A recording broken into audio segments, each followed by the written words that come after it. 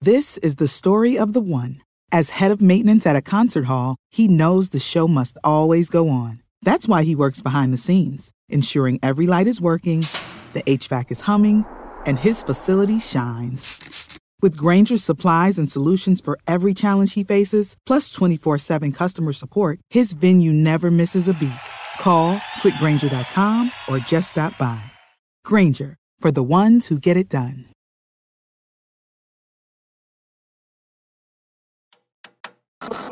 With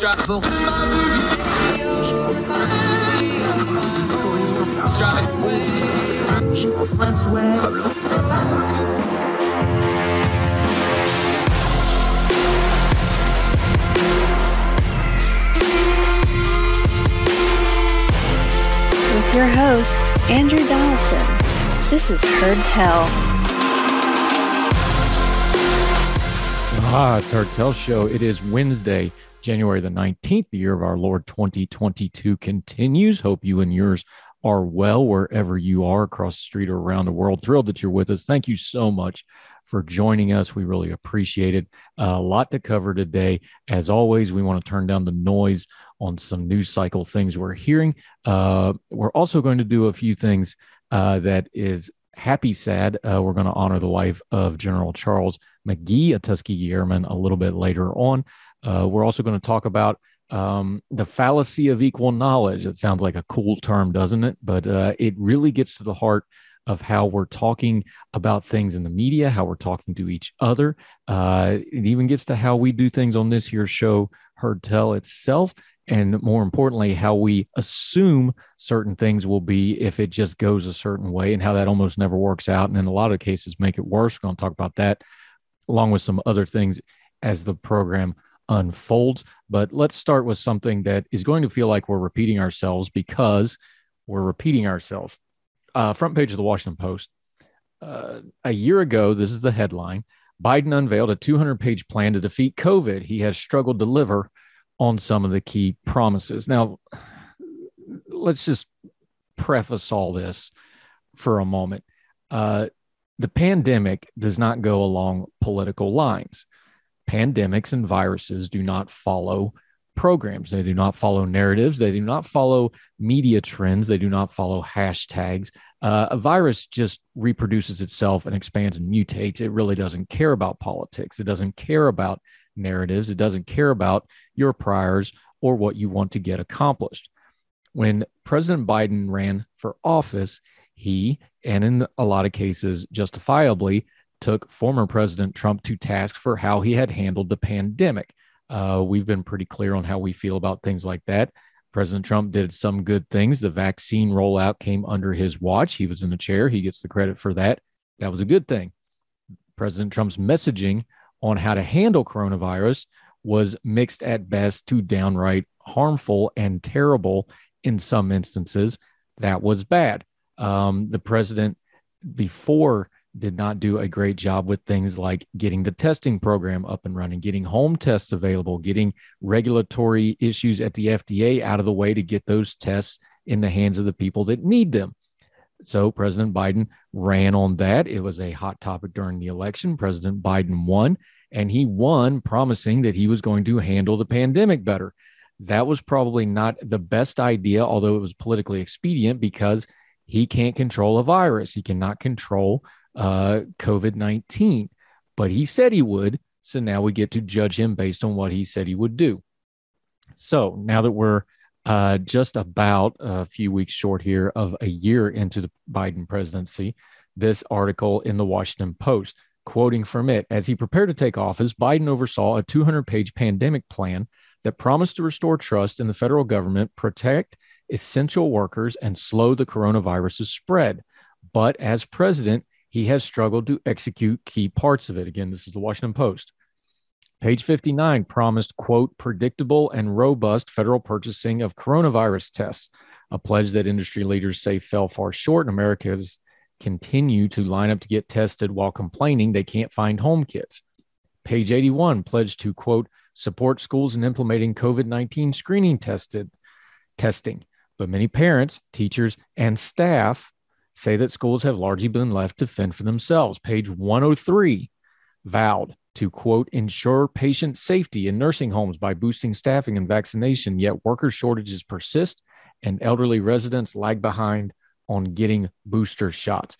Some of Biden's biggest challenges, again, reading from the Washington Post here, on executing that plan have been beyond his control, including courts that delayed and then blocked his vaccination or test mandates, Republicans who fought calls for masking and to promote vaccine disinformation, and most significantly, an unpredictable virus that has evolved to evade some protections conferred by vaccines, even as it became more transmissible. Let's pause here. Rejoining the World Health Organization does nothing to actually fix the virus.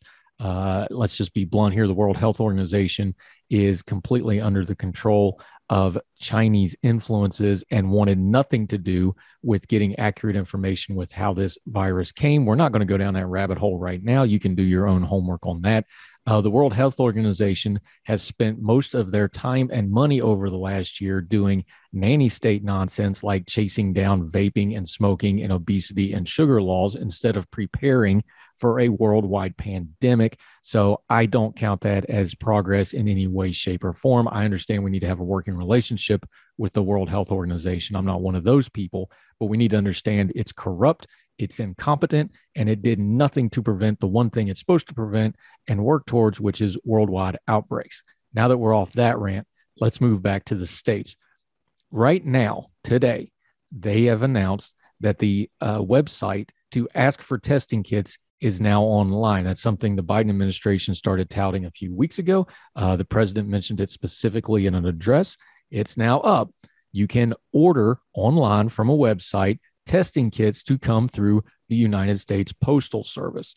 This is insufficient. It should have been done over a year ago, if not longer ago. We have detailed on this program and elsewhere. Again, go do your own homework. Don't take my word for this.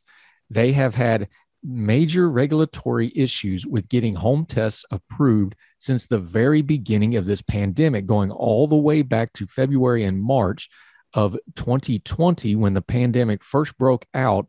There were people who were trying to get new tests approved. And the FDA even went so far as to approving some tests for overseas use, but refused to use them and let them be allowed in the United States. This is just pure T bureaucratic mess. They could have approved these tests long ago. They could have got them distributed long ago. They could have flooded the market with them. They could have distributed them in places that already need them, like pharmacies, like schools, like libraries, places like this that are now getting overrun with them, instead of the United States Postal Service. I don't like this plan because it's way late. It adds 2 extra layers of bureaucracy to something that should have been simply done months ago, if not a year ago, if not longer. And now we have the potential where you're going to go online, you're going to order these tests, and you may get them in your hands by the end of the month.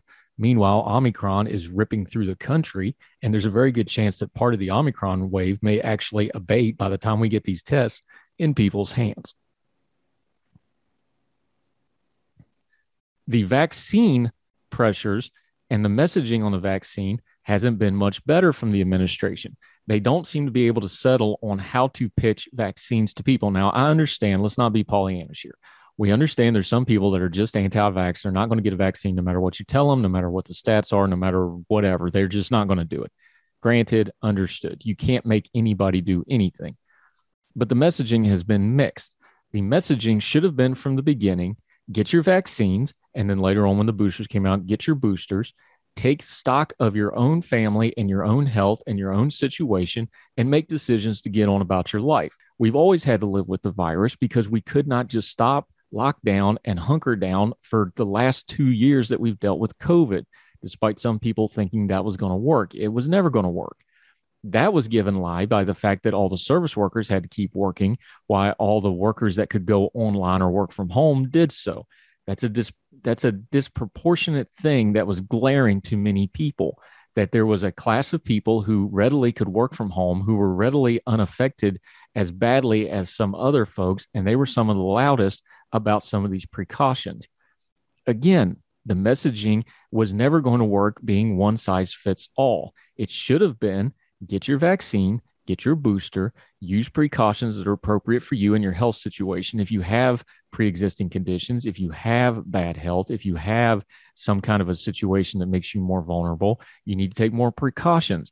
If you're healthy and you take all those precautions, get on with your life. The administration has to use some humility.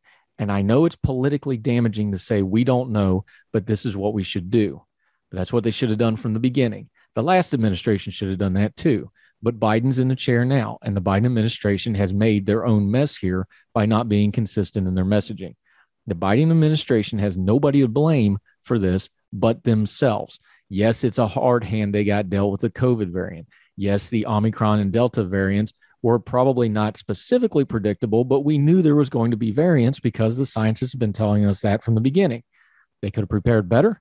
They could have been better controlled. They could have been better administered. And falling back on things that don't work, like more bureaucracy, like putting extra layers of bureaucracy to get tests in the hands of people, isn't helping your case. It just makes you look like you're flailing, which is what the Biden administration is doing right now when it comes to COVID. They're hoping it'll just kind of go away and become endemic and people will quit racking them for it. The president's approval rating is very much in line with the dip in his approval rating with how he's handling COVID, along with economic issues. When we go into this election year, those are things that are going to be held against him and his party. And they can blame COVID, they can blame messaging, they can blame other things, but a lot of that blame needs to start with themselves. They can do better. And as Americans, we deserve for them to do better. More Hertel right after this.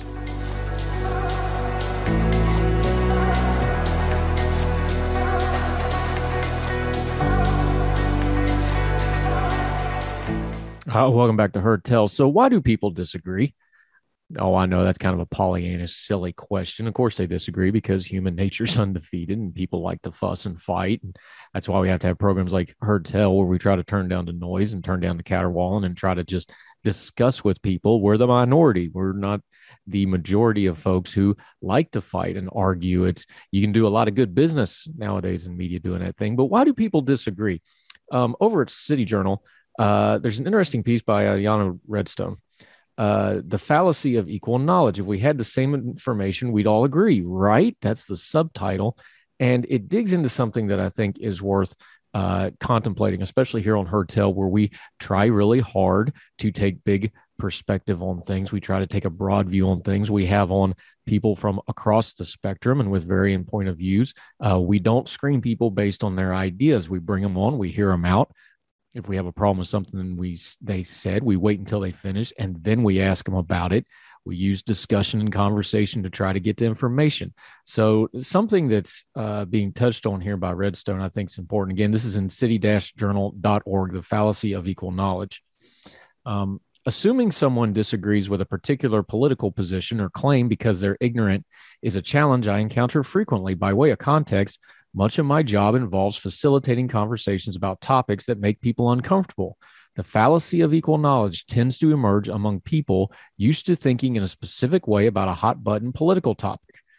When they consider a view such as opposition to affirmative action, the idea that gender dysphoric children may be influenced by peers, or even opposition to COVID mandates, they suggest that ignorance could explain such thinking if they disagree. However, when treated as a default supposition, this outlook can stand in the way of constructive engagement. It is grounded in the often false assumption that what divides people on controversial social issues is misinformation. Pausing here. How many times in the media, everybody's obsessed over misinformation as if we get rid of information, everybody will agree. It's nonsense. That's what they're dealing with in this piece at City Journal. Continuing with the piece. It then creates the idea that giving those with opposing views more or better information must always be the solution. To be clear, sometimes ignorance is a real obstacle, but recognizing that point doesn't mean believing that all differences on controversial questions can be solved by simply getting everyone on the same page with respect to what they know about the world. No one likes to be treated or condescended to as though they simply don't know any better, but the fallacy of equal knowledge does just that. It fails to take opposing values seriously. Unfortunately, the notion is pervasive.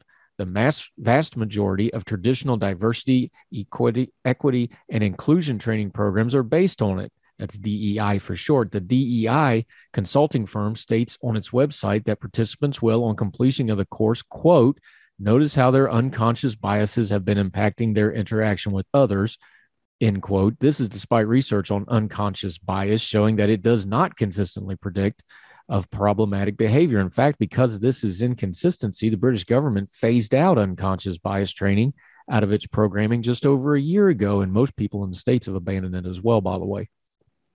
Second, reading from City Journal still, the fallacy of equal knowledge also underpins certain curricula on empathy and social and emotional learning, or otherwise known as SEL, in training circles. One of the biggest firms in the world of SEL tweeted last year, quote, we hold fast to the belief that our work must actively contribute to anti-racism, but the concept of anti-racism is itself infused with particular assumptions about how the world works. For example, that the right way to solve social problems is to see them through the lens of race. Ultimately, these programs are based in the assumption that by imparting information about the importance of unconscious bias and the need to adopt an anti-racist stance in this particular case, previously reluctant people will see the error of their ways. But this commits the fallacy of equal knowledge by assuming that the same information will lead people to the same position on these issues. This fallacy may partially explain why such programming is so fraught. Strong evidence suggests that DEI training doesn't yield positive results and can even be counterproductive and generate resentment. Better options would focus on building a stronger workplace with open communication while respecting the variety of viewpoints. The upshot is missing information isn't always what makes people disagree. When we pretend that it is, we make it even harder to communicate across our political and ideological differences. That's Ayanna Redstone, Associate Professor of Sociology at the University of Illinois at Urbana-Champaign and President of the Mills Center for the Advancement of Critical Thinking and a Fellow at the Heterodox Academy, writing in City Journal at city-journal.org. I encourage you to read the entire piece. Why do I bring that up? Well, because this fits into what we try to do here. We give you information. We turn down the noise, but we never tell you what to think. And to the best of our ability, even though we have biases as well, we don't try to assume where you're coming from to get there to think about it. We just put out the information. We have knowledgeable guests. We have guests on from across the spectrum. We do that purposefully because we think the best way to get people to understand the times we're living in and to improve their discernment is to give them as broad a perspective as possible, as much good information as possible, and let them, through the ways they come to that information, because we don't know everybody's background, let them make decisions for themselves. That's a messy way to do things. You don't always get the results you want. You don't always get agreement that way. But as far as human nature goes, that's the only way I know of to try to get to some place where we're communicating honestly. Let people be themselves. Don't make them feel dumb for the way their biases are ingrained into them because they didn't have anything to do with that. It's not really their fault for the most part. And don't assume people's ignorance is a wicked or evil thing. There's this habit we have of just assuming that if everybody knew exactly what we know and knew it exactly the way we came to know it, they would come to the same conclusion. That's not true. People are different. People have different backgrounds. Even people from the same family, from the same households, grow up with very different viewpoints because they have different relationships, even within a home. Now imagine an entire country like that, and imagine an entire world like that. We need to have a little bit of humility, those of us that are in the information business, which is what we're doing here. We're in the information business. We need to always remember that that business is first and foremost a people business. And you need to let people be wrong sometimes. You need to let them work things out on their own to really learn things. And that requires a lot of patience. So all we can do is put out the best information possible. We can bring in various viewpoints from across the spectrum, but you have to do the work yourself. And we have to be humble and admit we can't do that for you. It would be arrogant to think we could do it for you. We lay it out. We work hard to be as correct as we can. When we're wrong, we say so. But otherwise, it's up to you what you do with this information we put out there. But we're happy to do it because that's the best way to try to communicate in a diverse and pluralistic society. We have to respect everybody's viewpoints, even the wrong. You have to let people have the right to be wrong sometimes. And you have to be confident enough in what you think you know, and be confident enough in being right and not letting that bother you and losing your bearing with them. Communication in this day and age is very hard. It's very complicated. And things like what the City Journal article talks about and what we talk about almost every day on Heard Tell about turning down the noise and getting good information is a hard way to go about it, but it's the right way to go about it. And we encourage everybody to give it a shot. Respect people, even when they're wrong, even when you think they're really wrong, as long as they're being in good faith, cut them a little slack. Just give them good information, be steadfast in your own principles, and it'll work itself out most of the time with people of good faith. And the people that aren't of good faith are going to expose themselves really, really quick because they're not going to want to go through that process. We'll do more Heard Tell right after this.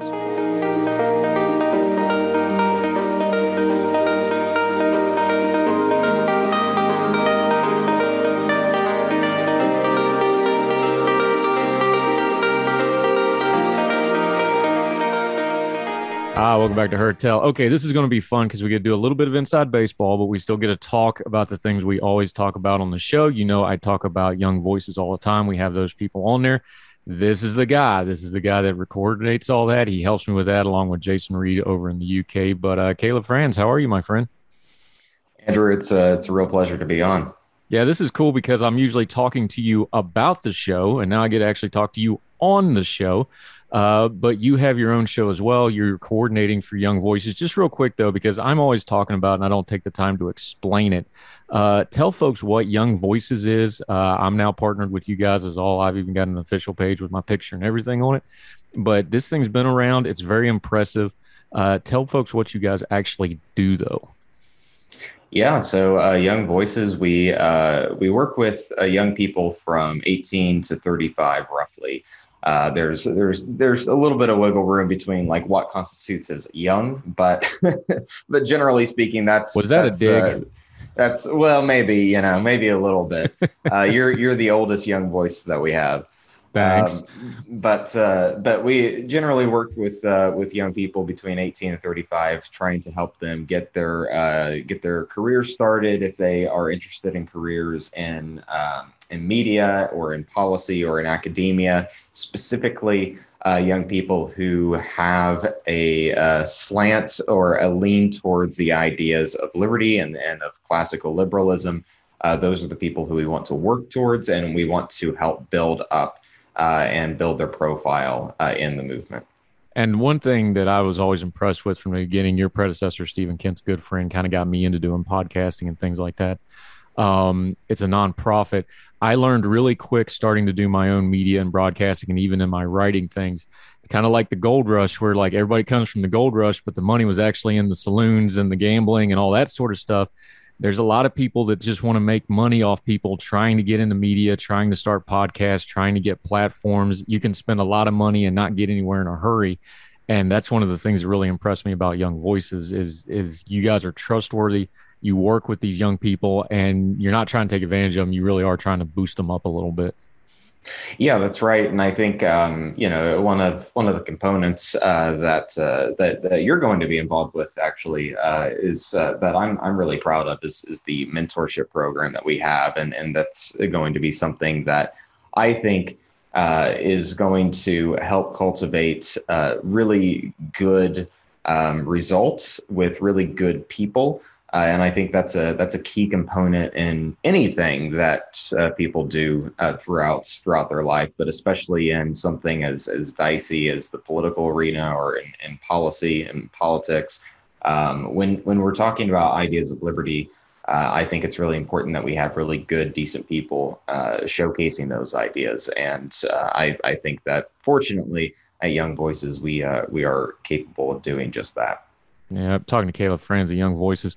The thing about that is that's so important to me is when we start talking about, the politics realm and getting outside of just the news cycle and just reacting to everything, I think it's really, really important. And the reason I was so excited to do the mentorship part of this isn't because I'm such a great guy, but it's because this thing goes fast. And like, we seem like we've been talking about millennials for 10 or 15 years now. Well, they're all pushing 40 or over 40.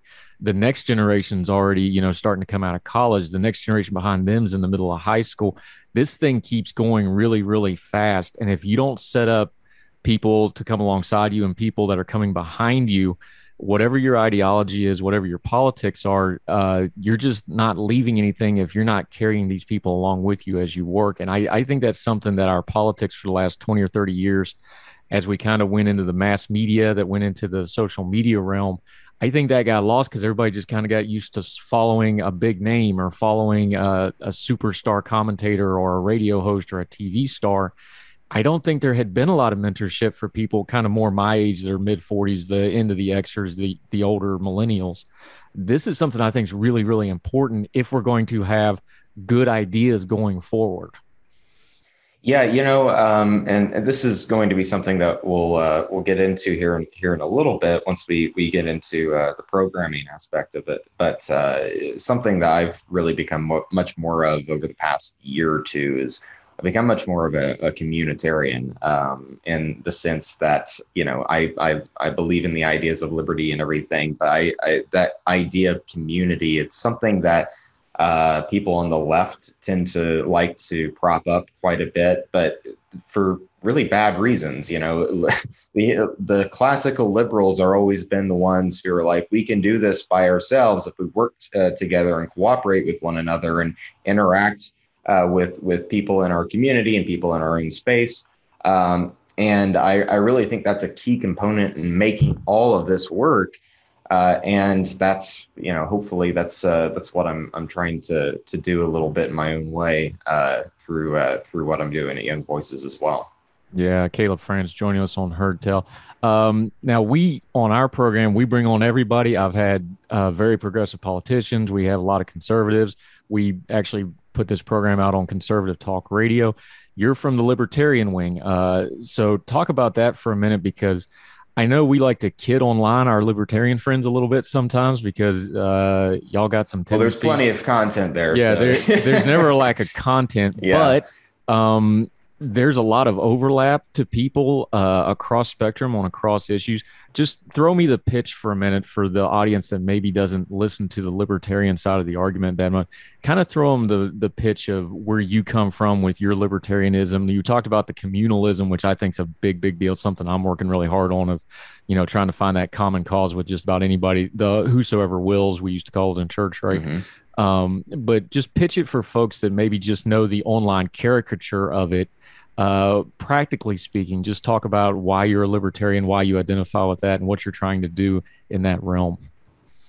Well, I think the best way to go about it is the little phrase that Matt Kibbe came up with and wrote a book about, called "Don't Hurt People and Don't Take Their Stuff." At the end of the day, that's really it. I can cooperate with other people and get along with other people who have wildly different cultural beliefs or personal beliefs, whether they be much more liberal or much more conservative. I tend to skew a little bit more conservative on a lot of issues whenever it's like cultural issues or something like that. But when it comes to should the government get involved in fill in the blank, the answer is almost always no. And that, I think, is at its foundation. You can have a lot of very different beliefs in the libertarian sphere without wanting to impose force on people and having people cooperate in a healthy manner, which kind of gets back to the community aspect of what I was mentioning earlier, is really fundamental. In my opinion, to the ideas of liberty and making it all work. If it's great, I like the idea of just going out and getting a cabin in the woods and just saying, forget everyone and just, hunkering down and living out my own life in that way. That's really appealing. But at the end of the day, if you don't cooperate with your neighbor, and if you don't convince them that the ideas of liberty is something that's really important, there's nothing that's really going to stop them from trying to impose their views on you. So we have to be able to talk with one another, and we have to be able to cooperate with one another. And I think that's going to be the best way to keep the ideas of liberty safe and as secure as possible. Yeah, talking to Caleb Franz. Let's make sure we got the nomenclature right, because I think people misunderstand when we're talking about liberty. I say it all the time. I say, I want, my general philosophy is I want the most freedom and liberty for the most amount of people possible, to kind of as a baseline. When we're talking liberty, though, what do you mean by liberty? I know it's a big word. We could spend, a whole college semester just describing liberty, but what does that word actually mean to you? Because I know people call it the liberty movement. Libertarians like to use that term, but what does liberty actually mean to you? To me, liberty means being able to pursue your own happiness without it coming at the expense of someone else. And that's really about as bare bones as it can get. What that looks like and how we can make that work beyond that is open for a much broader conversation and interpretation. I think there are key values that help make that underlying philosophy work. But at the end of the day, letting people live their lives to the extent that they see fit. I'm trying to figure out my own life, and I'm sure you are too. And I don't have enough time or bandwidth to try to figure out everyone else's. And that's basically the gist of whenever I think of liberal ideas, truly liberal, classical liberal ideas. It is the essence of what a lot of the founders would talk about, and what a lot of them would promote as far as their ideas go. It's just getting people out of each other's lives. Yeah, talking to Caleb Franz. We're going to take a quick break on Heard Tell. When we come back, we're going to talk about some of those people from the past he just mentioned, because he has a program where he's reviewing those people, Profiles in Liberty, his show, and we're going to ask him about that when we come back right after this.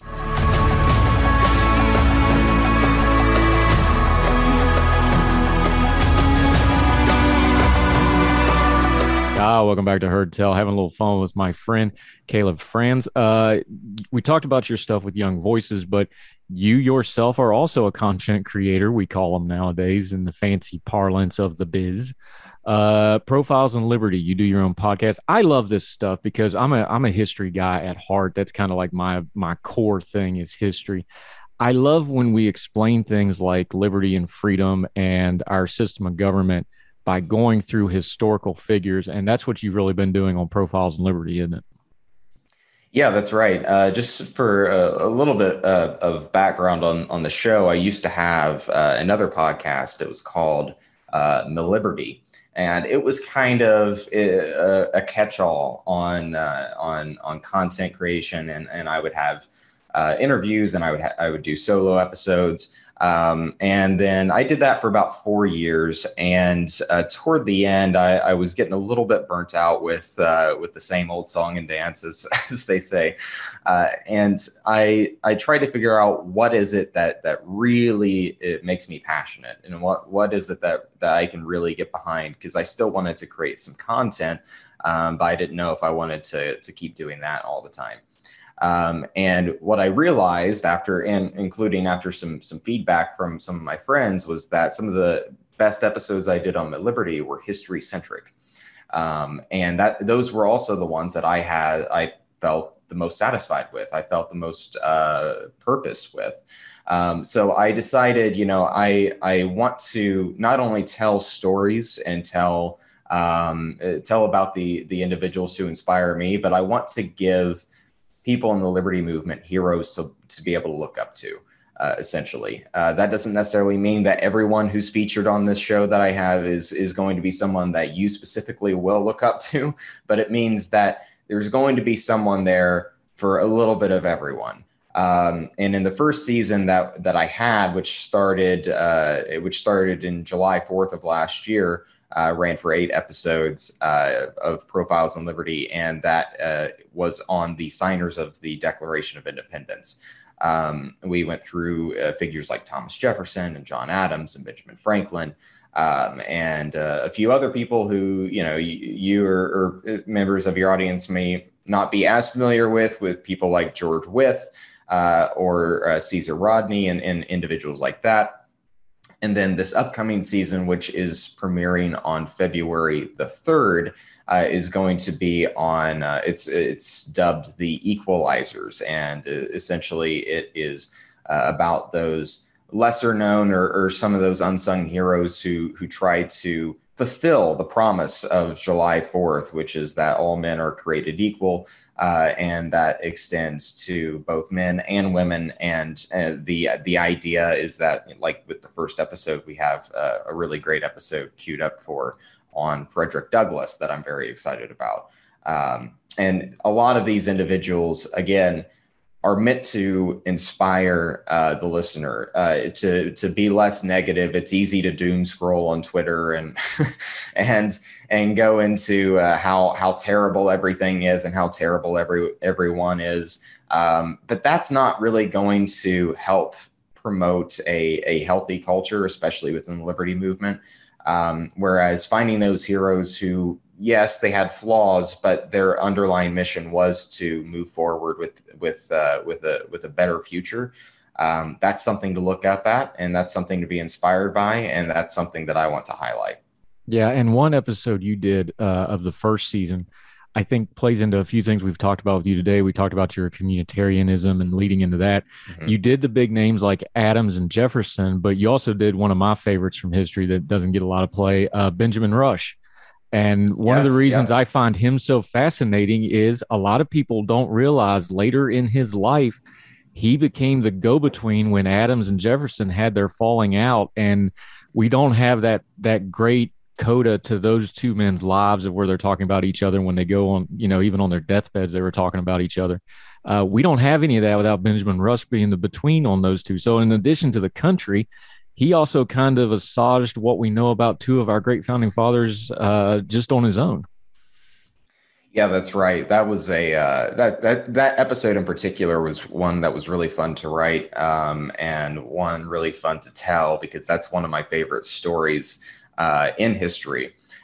Because after the election of 1800, Thomas Jefferson and John Adams had a huge falling out because that election got very ugly. If we think that elections today are ugly, it still pales in comparison to some of the things that went through that one. And there was a serious falling out, but it was also a very crucial time in our history. After George Washington stepped down, that was essentially passing the torch from one person within essentially his own party. He was apolitical, but he very much aligned with the Federalists much more, from one person within their own party to another. This was a test of, can two people from two completely separate political parties be able to peacefully transfer power? And the answer was yes, we could do that, but it came at the expense of the friendship of these two extraordinary figures in history. And they went over a decade without even talking to one another after this election. And then Benjamin Rush was a mutual friend between the two, and he was able to finally broker the peace right before he died. And it was actually his death that helped sort of solidify that their friendship would continue on. Yeah, I love how we have these big sweeping things in history, and these people like the founding fathers and others, they kind of get marbleized because we get used to seeing them on their statues and in the DC memorials, and we forget these are people and these are men, and the women in history too. But we forget they're just normal people, and they had grudges, and they had bad days, and they had pettiness, and they had. But one thing I love about this series and what you're doing with it and history in general is, if you really break stuff down to just the people and get to the stories of the people, you can really start seeing the building blocks of what made America great in the first place. I think a little bit better than just sometimes the terminology, which kind of gets lost in buzzwords and things like that. But at least to me, I think when you start seeing how these people in their relationships, like the fighting that went on, like the ugliness of that election you talk about, that election is immensely important on how we had elections going forward. I think things like that just bring it alive in a way that some of our terminology and some of our current debate on things like Twitter, where everything's just buzzwords and hit and run, I think that's where you really start getting a feel of this and it becomes more real to you than just terminology. Yeah, and I think it also kind of helps give us sort of a template on how we can react in our own lives and in our own time. See that even some of these great men and women were subject to faults and to failure, and seeing how they recovered from those faults and failures is something that is incredibly important, because we have those things too. We've progressed a lot as a society, but we haven't progressed beyond failing in our own lives. So it's going to happen. And being able to see how these other great figures throughout history were able to move on beyond that is going to be crucial in the next steps for wherever we decide to go to in the future. Yeah, I think so too. And we talk about on our show all the time. Human nature is undefeated, so that's why it's important to do history stuff, because you can tell how people going to act because they haven't really changed that much. Caleb, Franz, appreciate your time so much today. The new season of the podcast comes out on the 3rd. Tell folks where they can find you on your social media, the podcast, and the other things you have going on with Young Voices. Yeah, so you can follow me on Twitter at Caleb Franz. It's just my first and last name. I got pretty lucky in that sense. You can follow Young Voices on Twitter at youngvoices.org.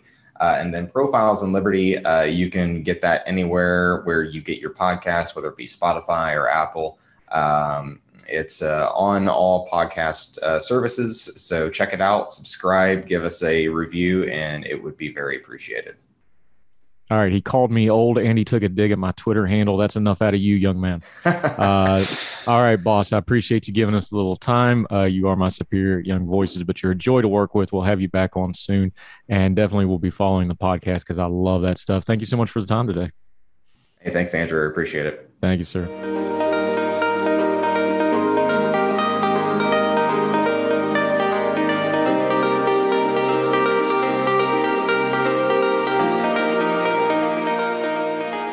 Welcome back to Heard Tell, a historical note to end the show. Usually we try to do a lighter topic, but this is an important topic. It's a little sad, but it's mostly a celebration. Charles McGee died at the age of 102. If you don't know who Charles McGee was, that's General McGee to you. He was promoted brigadier general a few years ago by then President Donald Trump, pinning a star on him. He is one of the last surviving Tuskegee Airmen from World War II, a true American hero, a true American legend.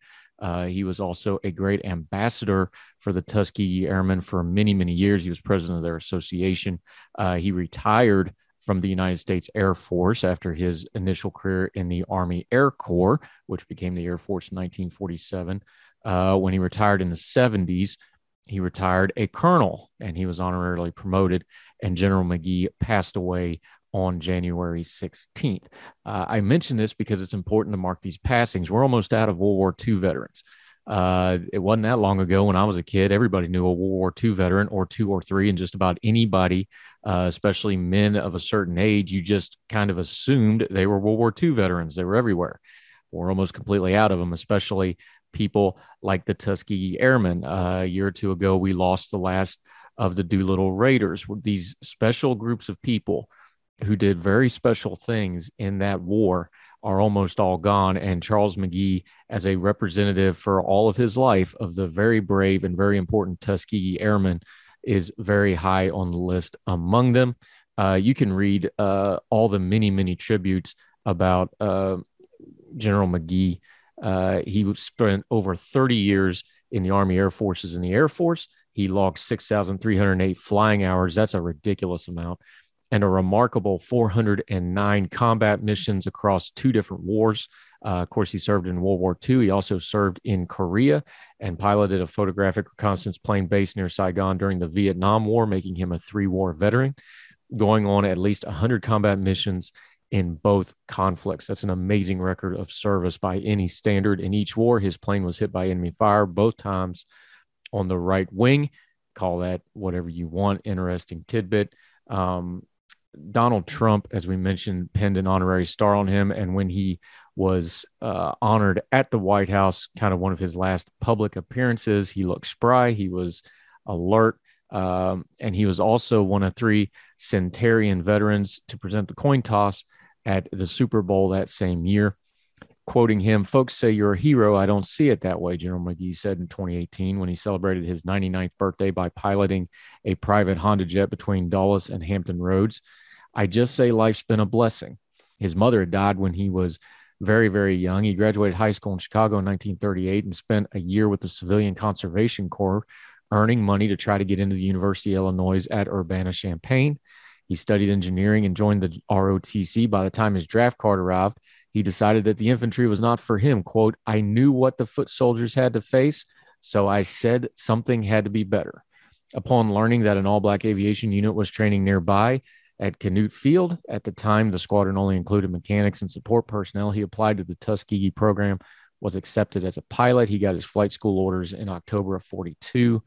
2 days after he married his college classmate, Frances Nelson, and he nicknamed his plane for her, and also because he called it Kitten after her, and because his crew chief, quote, "kept her purring like a kitten."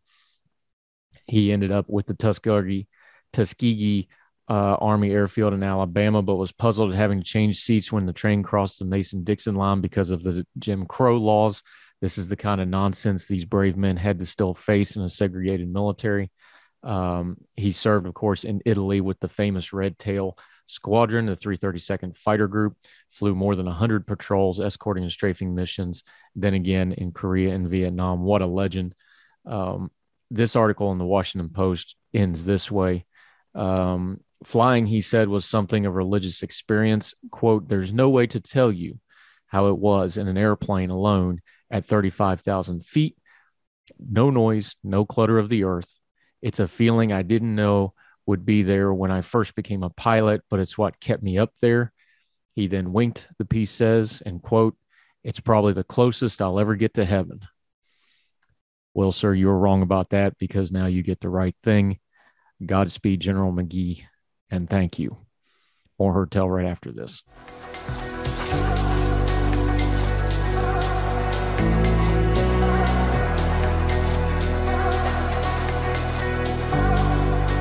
That'll do it for Hertel for this time. We so appreciate you. Again, it's just been amazing watching the numbers, the subscriptions, the downloads. You folks keep finding us. You keep listening. You keep watching, and we greatly appreciate it. However you're watching, however you're listening, make sure you leave comments and ratings wherever you're at. Make sure you subscribe to all those different platforms. We see you, we notice you, and we greatly appreciate you. And those comments and ratings also let other people know that Hertel's worth checking out. We put a lot of effort into it to make sure we never, ever waste your time. We never want to insult your intelligence. And we always want to give you good information, turning down the noise of the news cycle. We think there's more people that want that. And by you doing that, you help them find us. We'll keep doing it as long as you keep watching and listening. If you want to interact with us, reach out to us, email herdtelshow@gmail.com. Would love to hear from you. Questions, comments, epistles. You got an article you want to touch on, got a topic you want reviewed, something you don't think's getting covered, let us know. We might even use it on the show. Keep your bearing, be polite, but we'd love to hear from you and love to make you a part of this program, because it's our program. If you don't watch and listen, I don't have anybody to talk to. This is a partnership, so feel free to reach out. Also, Twitter @HerdTellShow. Also, my Twitter handle, 4 for the Fire. You can reach out to me that way. We'd love to hear from you. So wherever you are across the street around the world, we hope you and yours are well. We hope you are well fed. And we'll talk to you tomorrow for more Hertel. Take care. All the music on Hertel is provided under a Creative Content license from monstercat.com. Somos la máquina.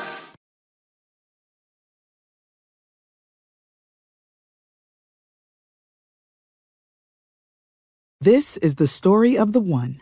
As head of maintenance at a concert hall, he knows the show must always go on. That's why he works behind the scenes, ensuring every light is working, the HVAC is humming, and his facility shines. With Grainger's supplies and solutions for every challenge he faces, plus 24/7 customer support, his venue never misses a beat. Call quickgranger.com or just stop by. Granger, for the ones who get it done.